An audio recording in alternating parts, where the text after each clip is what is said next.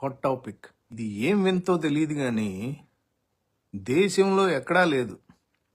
మన భారతదేశంలో ఈ పెట్రోల్ డీజిల్ కొరత ఎక్కడా లేదు, ఒక్క ఆంధ్రప్రదేశ్లో తప్ప. అదేం మ్యాజిక్ అర్థం కావట్లా. ప్రభుత్వ వైఫల్యం, ఇంకా దాంట్లో రెండోది లేదు. కానీ దీంట్లో బాబు గారు మన మంచి గోరి కూడా చేస్తున్నారనేది మీరు అర్థం చేసుకోవాలి. ఇక్కడ ఏమంటే, ఊరికే పెట్రోల్ కొట్టించుకుని బైకుల మీద ఎండలో పడి తిరుగుతున్నారు మీరు, కారుల్లో పడి ఏసీలు వేసుకు తిరుగుతున్నారు, పెట్రోల్ డీజిల్ అవ్వగొడుతున్నారు అనవసరంగా, ఇంటి పట్టును కూర్చోవట్లేదు మీరు అని చెప్పి ఆయన మీ మీద ఉన్న ప్రేమతో ఆ కృత్రిమ కొరత సృష్టించారు. అందుకని ఎండలు పెరిగినాయి కదా. ఇప్పుడు ఆయన 10 డిగ్రీలు తగ్గించాడు. మామూలుగా అయితే 55 56 ఉండాలి, 50 అలా ఉండాలి. ఇప్పుడు 40లో ఉన్న ఎక్కడ ఉంది కదా. ఆయన తగ్గించాడు 10. తగ్గించబట్టి మనకి ఆ 10 తక్కువతో ఇప్పుడు నడుస్తున్న ఎండది. ఆ ఎండకు కూడా మీరు తట్టుకోలేరని చెప్పి పెట్రోల్ అందకుండా చేస్తే ఇంటి పట్టునన్నా కూర్చుంటారనేది ఆయన ఉద్దేశం. అది మెయిన్ అసలు అక్కడ. Jokes part. ఈయన మాట్లాడితే నేను విజనరీని, నేను విజువలైజ్ చేస్తాను, రాబోయేది చేస్తాను, జరిగేది చెప్తాను, జరగబోయేది చెప్తానని కోయిదొరలు కనుక చెప్తారు చూసారా, అలా ఉంటుంది. 2047 అంటాడు మాట్లాడితే ఈయన ముఖ్యమంత్రి గారు. చిన్నవి అసలు మాట్లాడ్డా ఆయన. విజన్ 2047 ఇక ఎత్తుకుంటే 2047 అంతే. 2047 అంట. 3 రోజులు 4 రోజుల ముందు అధికారులు ఈయనకి చెప్పడం జరిగింది, అయ్యా ఇలా ఒక కొరత అనేది ఏర్పడబోతుంది, పెట్రోలు డీజిలు, జనాలు ఇబ్బందులు పడతారు అనేది అధికారులు చెప్పారు. చెప్పినా కూడా బేఖాతరు చేసి పట్టించుకోకుండా ఇంకా వాళ్ళ పనులు వాళ్ళు ఉన్నారు. వాళ్ళు ఏంటంటే కాడికి ప్రజలతో సంబంధం లేదు. ఒకసారి అధికారంలో కూర్చోబెడితే వీళ్ళని, ఇప్పుడనే కాదు ఎప్పటి నుంచైనా చూడండి, ప్రచార యావో ఒకటి ఉంటుంది. అదేంటి, ఏమి చేయకపోయినా చేసామని చెప్పుకునేది ఒకటి నడుస్తూ ఉంటుంది ఎప్పుడు. ఇప్పుడు ఈ పెట్రోల్ 3 రోజుల ముందు అధికారులు చెప్తే ఈయన వినకుండా అదే అవుద్దిలే, వచ్చినప్పుడే వస్తుంది, ఏముంది, జనాలు ఇబ్బంది పడితే ఏమవుతుంది, కాసేపు గొడవ చేస్తారు, కొట్టుకుంటారు పెట్రోల్ బంకుల దగ్గర ఒకటి మీద ఒకటి పడి. ఈలోపు మన ఆంధ్రజ్యోతి వీళ్ళు ఉన్నారు కదా, వైసీపీ వాళ్ళు చేసిందే ఈ పని అని చెప్పి మనం వార్తలు వేద్దాం మొదలుపెట్టారు ఆల్రెడీ. ఈయన విజన్ 2047 అనే మనిషి 3 రోజుల ముందు చెప్పింది వాసన పసికట్టలేక చేతులు ఎత్తేసాడు. సరే, ఆయన పౌర సరఫరాల శాఖ మనోహర్ గారు ఉన్నారంటే వాళ్ళ తండ్రి నాదెండ్ల భాస్కర్ గారు పోయి ఉన్నారు కాబట్టి సరే ఆయన ఆ పనుల్లో ఉన్నారు, సరే అయిపోయింది. మిగతా ఎవరొకళ్ళు చూసుకోవాలి కదా. అసలు ఇదేమి అరాచకం అర్థం కావట్లా. దేశంలో ఎక్కడా లేదు, ఏ రాష్ట్రంలో లేదు ఈ కొరత. మరి పేమెంట్లు కట్టట్లేదా, లేకపోతే ఏదన్నా డిలేనా, ట్రాన్స్పోర్ట్లో ఇబ్బందా, ఏంటి, ఎవరు చేస్తున్నది ఇది? వీళ్ళు ప్రభుత్వందే కదా ఇది, ప్రభుత్వం పట్టించుకోవాలి. ఇదే పని జగన్ గారు చేస్తే వంట నూనె, గ్యాస్, ఈ పెట్రోల్ డీజిల్ అయితే ఇటు పెట్టెల్లా ఫోటోలు దిగారు, సెల్ఫీలు, ఒక్కొక్కడు వెళ్ళి స్టేషన్ల దగ్గర, గ్యాస్ స్టేషన్ల దగ్గర, పెట్రోల్ బంకుల దగ్గర. ఏది ఇప్పుడు? మీరు 3 రోజుల ముందు చెప్పిన సంక్షోభాన్ని మీరు సరిచేయని వాళ్ళు ఏందండి మీరు చేసేది? ఇంకా విజనరీ దేనికి విజనరీ? మీరు ఊరికే కాగితం మీదను టీవీల్లో చెప్పడానికే విజనరీ. మీరు మీ ఎక్స్పీరియన్స్ ఏది ఇక్కడ? మిమ్మల్ని ఊరికే వాళ్ళు పేపర్లో వాళ్ళు టీవీలో రుద్దటమే సరిపోయింది. ఈయన విజనరీ విజనరీ విజనరీ అని. ఏదండి 3 రోజుల్లో మీ విజనరీ తేలిపోయింది ఇక్కడ. ఇప్పుడు వరకు ఈరోజు పెట్రోల్ బంకుల దగ్గర కొట్టుకుంటున్నారు. ఈడు మొదలు పెట్టేశాడు అప్పుడే ఆంధ్రజ్యోతుడు. ఏమంటాడు, వైసీపీ వాళ్ళు అంట క్యాన్లు వేసుకుని వచ్చేసి కావాలని చెప్పి గొడవ చేస్తున్నారంట. బుద్ధి ఏమన్నా ఉందంటారా నీకు అసలు? వాళ్ళు అసలు మనుషుల లెక్కలో వాళ్ళు నీటానికి లేదు. ఇప్పుడు పనులు ఉంటాయి, ట్రాక్టర్ల మీద పొలం పనులు చేసుకునే వాళ్ళకి స్పేర్ పెట్టుకుంటారు ఇప్పుడు డీజిల్. వాళ్ళు వెనకాల పెట్టుకుని పొలం దగ్గర పెట్టుకుంటారు. ఎందుకంటే బ్యాక్ అండ్ ఫోర్త్ మళ్ళీ వచ్చి పొలం దగ్గరికి వెళ్ళి వెనక్కి ముందుకి తిరగలేక అది స్టాక్ పెట్టుకుంటారు. వాళ్ళు నైట్ కూడా పని చేసుకుంటారు కాబట్టి. దానికి వైసీపీ వాళ్ళంట వచ్చేసి గొడవ చేస్తున్నారు అంటాడు. 3 రోజుల ముందు మీకు అధికారులు చెబితే మీరేం చేస్తున్నారు మరి? ఈయనేమో ప్రచారం ఏడో ఇంటికి వెళ్తాడు, ఆ తోరణాలు ఈ కట్టారా లేదా, ఇది లేదా, ఏమ్మా తిన్నావా తిరిగావా అని చెప్పి ఈయన ఒకటి. పెట్రోల్ ఏదని అడిగితే ఇప్పుడు ఏం చెప్పేటట్టున్నారంటే అన్న క్యాంటీన్ ఉందిగా అనేటట్టున్నాడు చంద్రబాబు గారు. పెట్రోల్ ఏదయ్యా అంటే, డీజిల్ ఏదయ్యా అంటే, ఎందుకయ్యా అన్న క్యాంటీన్ ఉందిగా, అన్న క్యాంటీన్లో ముద్ద తిని దానికి ముందు బెల్ట్ షాప్ ఉంటుంది పక్కనే, క్వార్టర్ బిగిచ్చి వచ్చి చక్కగా 5 రూపాయలు పెట్టి అన్న క్యాంటీన్లో భోజనం చేసి పనుకోండి మెదలకుండా. ఎండలో ఏంది గోల మీరు వద్దాక, పెట్రోల్ లేదు డీజిల్ లేదని ఇదే చెప్పేటట్టున్నారు ఫైనల్గా. ఇంత చేతగానితనం, ఇంత ఈ లెక్కన ఈయన గనక కోవిడ్లో ఉంటే నాయను అమ్మో, ఇదే మనిషి కోవిడ్లో ఉండుంటే అసలు ఇక సగం ఖాళీ అయిపోయేవాళ్ళం మనం. రాష్ట్రం ఈ చంద్రబాబు నాయుడు దెబ్బకి సగం ఖాళీ అయిపోయేవాళ్ళం. దేవుడు గొప్పోడు. అమ్మో, జగన్మోహన్ రెడ్డి గారు ఎక్కడా ఒక కంప్లైంట్ లేదు, ఒక ఇబ్బంది లేదు, ఒకడిని అన్నది లేదు, ఒకడిని ఇది చేసింది లేదు. చక్కగా మానిటర్ చేసుకుని ఎప్పటికప్పుడు అధికారులతో ఫుడ్ అందుతుందా, చక్కగా పౌష్టికాహారం అందుతుందా, వాళ్ళకి ఆ టైంలో కావాల్సిన గుడ్డు బ్యాలెన్స్డ్ ఫుడ్ అందుతుందా లేదా హాస్పిటల్స్లో, కోవిడ్ అని వచ్చిన వాళ్ళకి, ఇవన్నీ చూసుకుంటా మానిటర్ చేసుకుంటా చేసిన మనిషి జగన్మోహన్ రెడ్డి గారు. అతి విజన్ అంటే ఊరికి పేపర్ పులి మనోడు. Visionary visualise చేస్తానంటాడు. విజువలైజ్ చేస్తాడంట. ఏంది విజువలైజ్ చేసేది?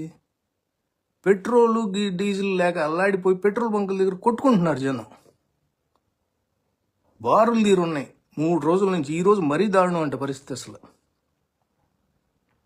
ఏంటి ఇంత అసమర్థ? ఇప్పుడు చంద్రబాబు నాయుడు గారు ఏడో ప్రచారం తిరుగుతూ ఉంటాడు. ఆయనకి ఓ పక్కన ఇదిగో 7 దాకా తుఫాను ఏదో సునామీ వచ్చి కొట్టుకుపోతుంది దేశం అన్నా కానీ ఆయన ప్రచారం ఆయన చేసుకుంటూనే పోతాడు. ఇంకా మన దగ్గరికి వచ్చేపాటికి ఇంకో పావు గంట ఉంది కొట్టుకెళ్ళిపోవటానికి.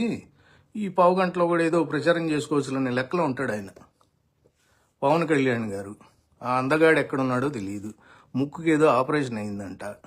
ఆ ముక్కుతో బయటకు వస్తే మరి జనాలు ఆ గ్లామర్ దెబ్బతింటదేనో మరి ఏమైందో. ఇంతవరకు ఒక హెల్త్ బులెటిన్ లేదు ఆయన మీద. ఒక రాష్ట్రానికి డిప్యూటీ ముఖ్యమంత్రి బాగున్నాడా బాగోలేదా, ఏమైంది? పోనీ ఒకడు ఇల్లు ఎవడన్నా పుష్పగుచ్చం ఇచ్చినోడు లేడు, వాళ్ళ అన్నాలు ఇచ్చినోళ్ళు లేరు, ప్రభుత్వం తరపున ఇచ్చినోడు ఒకడు లేడు. అయిపోయింది. గట్టిగా వెంకటేశ్వర స్వామి గట్టిగా వేసినట్టున్నాడు మేడ మీద పెట్టి ఒకటి. చూస్తుంటే అలాగే ఉంది. మనోడు చేసిన బొంబాయికి వెంకటేశ్వర స్వామి సరిచ ఒకటి మెడ మీద పెట్టి వేసినట్టున్నాడు. కొద్దిగా సెట్ అయింది ఇప్పుడు. లేకపోతే నాటకం కూడా తెలియదు, చెప్పలేము. ఈ ఎండలు తట్టుకోలేక ఎండల్లో తిరగటానికి ఈయన ఇప్పుడు ఎండల్లో తిరిగాడని. దిగితే ఏసీ, ఎక్కితే కారులో ఏసీ, ఆఫీస్లో ఏసీ. వీళ్ళు ఎండలో తిరిగింది ఎప్పుడు? బాబు గారు అంటే చక్కగా సెట్ చేసుకుంటాడు దానికి తగ్గట్టు. అవుట్డోరా ఇండోరా వెదర్ని బట్టి ఆయన అంటే క్యాల్కులేటెడ్గా ఉంటుంది వ్యవహారం. అందరికీ రాదు అది. లోకేష్ బాబు ఈరోజు పొద్దున్నే దిగాడంట. 10 రోజులు గాయబ్. దేశంలో ఎలక్షన్లు ఎక్కడ జరిగినా ఈ మనిషి కనపడ్డావు 10 రోజులు. మరి అదేందో అర్థం కాదు. హాలిడేకి వెళ్ళాడు, డబ్బులు దాచుకోవటానికి వెళ్ళాడు, ఎక్కడికి వెళ్ళాడో కూడా తెలియదు. ఇదే జగన్మోహన్ రెడ్డి గారు కనుక ఇలాగే ఎల్లుంటే ఇంత గోప్యంగా ఎందుకు ఉంచారు? ఈయన ఒక పార్టీ నడిపే ఒక అధినేత, ఎందుకు ఉంచాల్సి వచ్చింది? వీళ్ళు అడిగేవాళ్ళు మళ్ళీ. ఇదే పవన్ కళ్యాణ్, ఇదే లోకేష్, ఇదే చంద్రబాబు నాయుడు రచ్చ చేసేవాళ్ళు. శంషేర్ జగన్మోహన్ రెడ్డి గారు చెప్పి వెళ్ళాడు, వెళ్తున్నాను టూరు, యూరోప్ టూర్కి వెళ్తున్నాను, వెళ్ళిపోయాడు అంతే. మీకులాగా దొంగ బతుకులు కాదు. ఏది చేసినా దొంగతనంగా చేయటమే. మీరు గెలుపు దొంగ బతుకు, అంతా దొంగ బతుకే మీది. లెగిసిన దగ్గర నుంచి దోచుకోవటం దాచుకోవటం ఇదే పనిలో ఉన్నారు. ప్రజలు పడే కష్టాలు అసలు మీకు సంబంధం లేదు.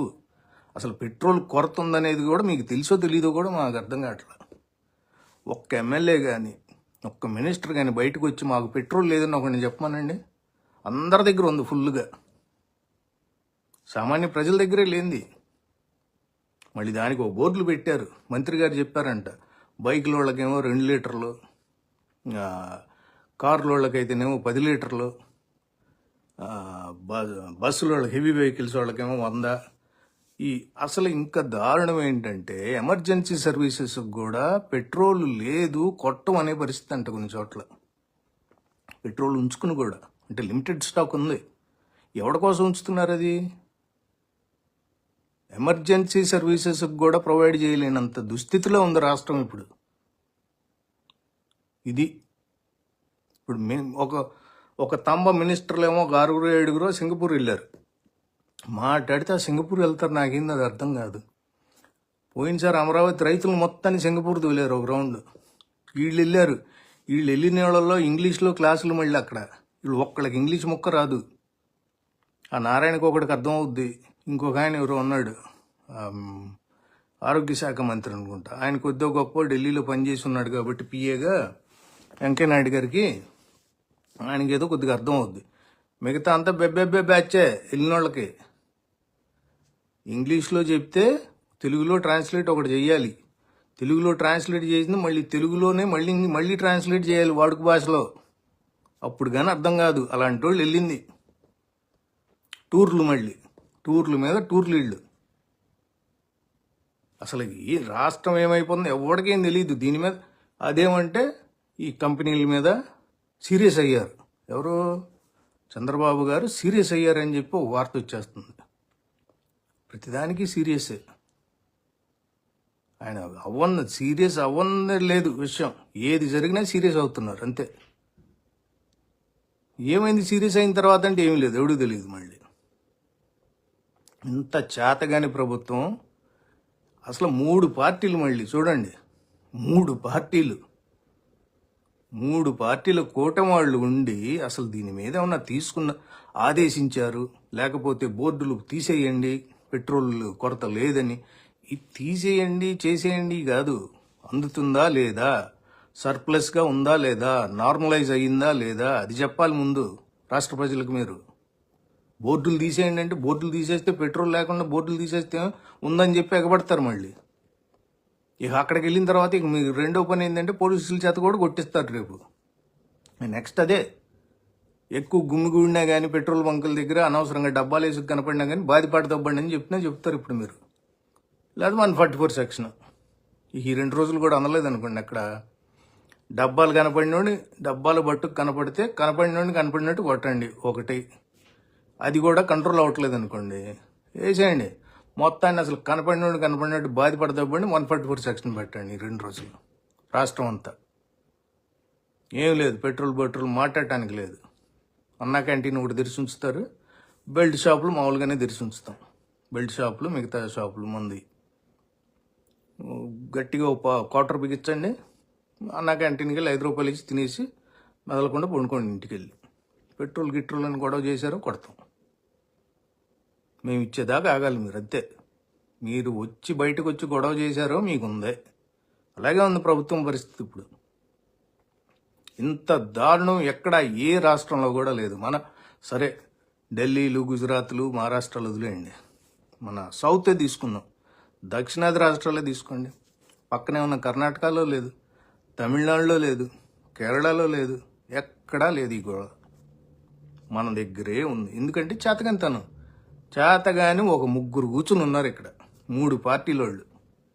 దాంట్లో అసలు పెద్ద ఆయన ఒక ఆయన ఉన్నాడు, నాకు 40 ఏళ్ళ అనుభవం, అన్నీ విజువలైజ్ చేసేస్తాను, ముందే వాసన చూస్తాను అన్నాడు. ఈ పెట్రోల్ వాసన రాలే మరి ఈయనకి ఎందుకో. పెట్రోల్ అయిపోతుందనే వాసన ఆయన చూడలేకపోయాడు పాపం. ప్రజలను ఇబ్బంది పెట్టే పని, ఎప్పుడు ఉన్నా ప్రజలను ఇబ్బంది పెట్టే పనే మీది. ఒక్కటి సవ్యంగా చేసింది ఒక్క పని చెప్పండి. మొన్నటిదాకా గ్యాస్ సిలిండర్ల కొరత, రైతులు గిట్టుబాటు ధర లేక వాళ్ళది వెజిటబుల్స్ది వాళ్ళ కొరత, గ్యాస్, పెట్రోల్, డీజిల్. ఒకటి సవ్యంగా చేసింది ఒకటి చెప్పండి మీరు. ఏదన్నా అంటే అన్నా క్యాంటీన్ పెట్టాం మేము, 5 రూపాయలకి అన్నం పెడుతున్నాం. మేము ఇంటిల్లి పాది, ముఖ్యమంత్రి గారు, వాడు సతీమణి, అందరం పోయి అక్కడ భోజనం చేసి వచ్చాం. 5 రూపాయలకి అన్నా క్యాంటీన్ అయిపోయింది. మిగతా అన్నీ మర్చిపోండి మీరు. 5 రూపాయలకి అన్నా క్యాంటీన్ ఉంది, బెల్ట్ షాపులు ఉన్నాయి. ఇంకేంది పెట్రోల్తో పనేంది మీకు? ఊరికే పద్దాక అడిదిరిగి వ్యాపారాలు చేసుకుని డబ్బులు సంపాదించుకునే పనేనా మీకు? మన తరపున ఆయన సంపాదించుకుంటున్నాడు కదా చంద్రబాబు గారు. ఆయన సంపాదించుకుని, ఆయన కొడుకు సంపాదించుకుని, వాళ్ళు దోచుకుంటున్నారు. మీరెందుకు పద్దాక ఊరికి ఎండలో తిరిగి అటు ఇటు తిరిగి సంపాదించుకునే పనిలో ఉన్నారు? మీకు ఆశ ఎక్కువైపోయింది. ఆంధ్ర ప్రజలకి ఊరికే సంపాదన ఎక్కువైపోయింది. మీకు సంపాదన మీద పడ్డారు. తప్పది. అందుకే అది అరికట్టడానికే, మీ తోకలు కట్ చేయడానికే చంద్రబాబు గారు ఈ కొరత కూడా సృష్టించింది. ఆయన ఎండలో తిరగకూడదని ఒకటి, ఈ సంపాదన ఎక్కువ చేసేసుకుంటున్నారు మీరు. ఆయనకన్నా మించిపోతారేమో అని చెప్పి ఎక్కడ పేద బిక్కి మధ్యతరగతి వాళ్ళు బాగుపడిపోతారు వ్యాపారాలు చేసుకుని 4 రూపాయలు సంపాదించేసుకుంటారని చెప్పి ఆయన ఏం చేశాడంటే మీ బాగ్గోరి ఇలాంటివి సృష్టిస్తూ ఉంటాడు మధ్యలో. కొద్దిగా బ్రేక్ అన్న స్పీడ్ బ్రేకర్లు అనమాట. ఈ మధ్యలో అమరావతిలో, పనికిరాని అమరావతిలో ఏదో బిల్డింగ్ అంట 2,500 కోట్లు పెట్టి అద్దాలు ఫిక్స్ చేయడానికే 2,500 కోట్లు అంట. జస్ట్ అద్దాలు ఫిక్స్ చేయటానికి. మళ్ళీ ఆ అద్దాలు కూడా ఏడ నుంచో బయట నుంచి రావాలి. ఇండియాయి వాటర్ ఎక్కడ? బయట నుంచి ఇంపోర్టెడ్ రావాలి. 2,500 కోట్లు అంట ఐకానిక్ టవర్ల బిల్డింగ్లకి అద్దాలు ఫిక్స్ చేయడానికి.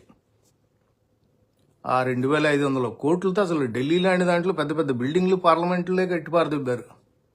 ఈయనేమో ఒట్టి అద్దాలు ఫిక్స్ చేయడానికి 2,500 కోట్లు అంట. ఈ పెట్రోల్ సమస్య ఎప్పుడు తీరుతుందో తెలీదు. ఈలోపు కొద్దిగా జనం కూడా మీరు పానిక్ అవ్వకుండా కొద్దిగా జాగ్రత్తగా ఉండండి. ఎందుకంటే ఎప్పుడేం చేస్తారో తెలియదు. వీళ్ళు మా మీద పడి కొట్టించినా కొట్టిస్తారు. అనవసరంగా దెబ్బలు తినకండి ప్లీజ్. మీరు లేకపోయింది 4 రోజులు పనులు ఆపుకుని కూర్చోవటమే కదా. దానికి దొరకదో లేదు అన్నప్పుడు మీరు మాత్రం ఏం చేస్తారు? ఇంకా ఉంది, 4 వెళ్ళి కొట్టించుకుంటున్నారు, దొరుకుతుంది పెట్రోలు డీజిల్ అన్న రోజు వెళ్ళండి బయటికి. మీరు వెళ్ళి అక్కడ తోసులాట పెట్టుకుని తోపులాట చేసుకుని పెట్టారు అంటే పోలీసులతో కొట్టించని కూడా కొట్టిస్తారు. అనవసరంగా దెబ్బలు తినొద్దు మీరు ప్రజలు. నా మాట వినండి. ఇది జరగబోయేది కూడా ఇదే. మీరు అక్కడ అసలు ఆల్రెడీ కొట్టుకుంటున్నారు వాళ్ళే. ఊర్లో బట్టి పెట్టేస్తాడు. ఏ ఊర్లో కట్టపడితే ఆ ఊర్లో బాధపడదబ్బండి. ముందు అసలు జనాన్ని లైన్లో కనపడకుండా చేయండి అని చెప్పి బాధపడదబ్బిచ్చినా దొబ్బుతారు. కనపడరిక పెట్రోల్ ఉంది అన్న రోజు రండి అని బోర్డు ఒకటి పెట్టిస్తారు. కాబట్టి మీరు కూడా కొద్దిగా హడావిడి పడకుండా, ఇక లేదు అంటే లేదు, ఎవడేం చేయలేము దానికి. మీరు లైన్లో నుంచోండి, 4 రోజులు నుంచోండి, 3 రోజులు నుంచోండి. అక్కడ పెట్రోల్ అవైలబుల్ ఉండేదాకా అది లేనట్టే. లేని దానికి మీరు నుంచుని అనవసరంగా దెబ్బలు తిని పోలీసులతోనో లేకపోతే అక్కడ అధికార పార్టీ గూండాలతోనో అనవసరంగా ఆ పనులు చేయకండి. వాళ్ళు మనాపరా కూడా చూడరు. ఇక్కడ ఏ పార్టీ వాడు కూడా చూడరు. ఇప్పుడు పెట్రోల్ ఓన్లీ వైసీపీ వాళ్ళకే కాదు అవసరం, అన్ని పార్టీల వాళ్ళకి కావాలి. వాళ్ళని కూడా సొంత పార్టీ వాళ్ళని కూడా బాధపడదొబ్బుతారు ఇప్పుడు ఎక్కువ తక్కువ మాట్లాడితే లైన్లో నుంచుంటే. సో అందుకని కొద్దిగా సద్దుమణిగేదాకా ఉండండి. ఏదో ఒకటి చేస్తారు లేదు. ఎందుకంటే ఇది ఇంత గోల అవుతున్నప్పుడు ఏదో ఒకటి చెయ్యాలి కాబట్టి చేస్తారు వాళ్ళు. ఈ 2 రోజులు ఓపిక పడితే నార్మల్ అవుద్దని ఆశిద్దాం.